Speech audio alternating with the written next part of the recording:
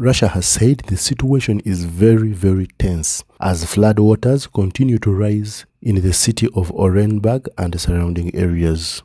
The flooding is being described as the worst to hit the region in 8 years. Water levels in the Ural River near Orenburg rose to over 10 meters on Wednesday, RIA news agents reported, well above its bursting point. Thousands of people have had to flee their homes in southern Russia, while officials in neighboring Kazakhstan say the number of evacuees there has risen to 97,000. Last week, several rivers, including the Ural, Europe's third largest, burst their banks after rapidly melting snow and ice caused them to swell.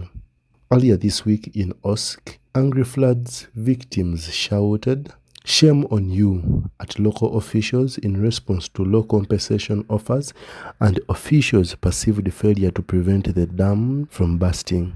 Flooding often happens in Russia when winter transitions to spring, but there has been nothing on this scale in living memory. Regional leader Guawez has warned that a huge flow of water is heading to the city of Petropavlovsk with a population of 200,000. Once again, I emphasize huge, he said.